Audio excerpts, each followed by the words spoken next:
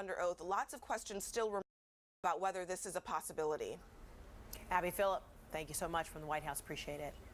All right, the U.S. is now taking aim at Vladimir Putin's inner circle with sanctions targeting 7 senior Russian officials, along with 12 companies they own or control. The sanctions are meant to punish Russia for interfering in the 2016 election and other aggressions around the globe.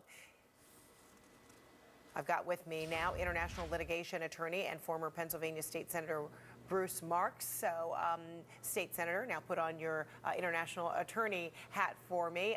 You've actually taken some of the people named in the sanctions to court, namely, and I'm going to, try to pronounce these names for you, Oleg Deripaska and Viktor Vekselberg. So how badly do you believe these sanctions could actually hurt them?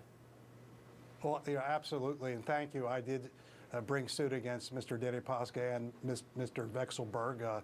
It's widely considered that these folks have ties with criminal organizations in Russia. And I happen to think that these sanctions are going to have a significant impact. In Russia, there's a word troika, means, the big three. And they've sanctioned Deripaska, they've sanctioned Viktor Vekselberg, and Karimov. And all 3 of these people control very substantial businesses in Russia who I think are going to be damaged, and I think it's going to affect employment there significantly. So when Russia vows a harsh response, what does it mean? How harsh could it be? How would the U.S. be impacted? Well, number one, they could deny visas to Americans, like me. I have an office in Moscow. They could make it more difficult for Americans to do business there.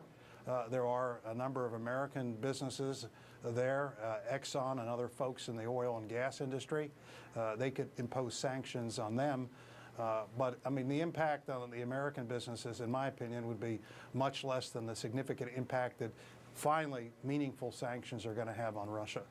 All right, and then to shift gears a little bit, you've probably heard by now exclusive CNN reporting that President Trump's lawyers are walking him through questions that the special counsel might potentially ask if indeed they all agree that he will be interviewed. So if you were representing the president, would you recommend that he does speak with Mueller? Because, the president's been on record many times saying 100% he wants to talk.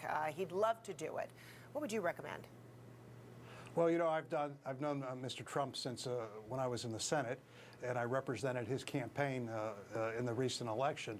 But I have to tell you, I would be enormously cautious about having my client, whether it's the President of the United States or a small person, speak with the government. Because what happens oftentimes is that they don't bring charges for really the substantive wrongdoing, but instead they bring claims, for perjury, because they say that somebody intentionally misspoke. And I would be very worried about that. There's a different procedure. By not talking, though, flip side to that, by not talking, isn't the inference there that you must have something to hide? Well, I mean, that's number one, not really. I mean, that's why we have, the Fifth Amendment, that you can plead it, and you're not supposed to take an inference, at least in the courts in criminal matters. Of course, politically, it won't look good. But the other thing that his lawyers can negotiate is that they have answers to questions in writing. The legalese term for that are interrogatories, and those are under oath. And that allows the president.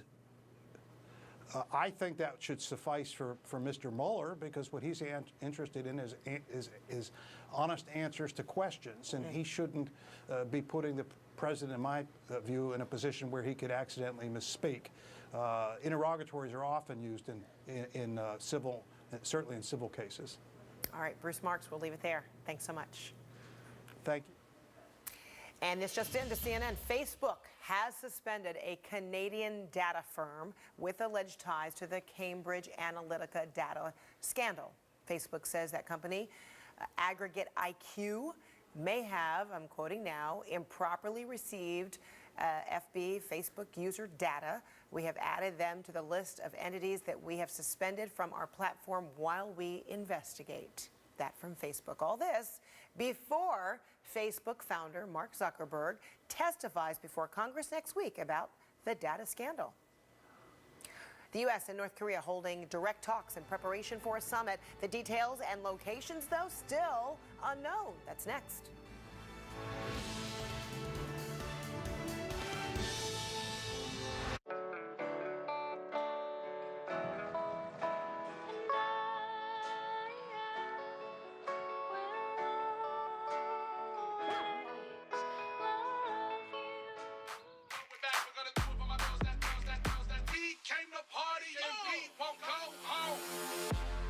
It's a great time to let go with the Samsung Spring for Something New event.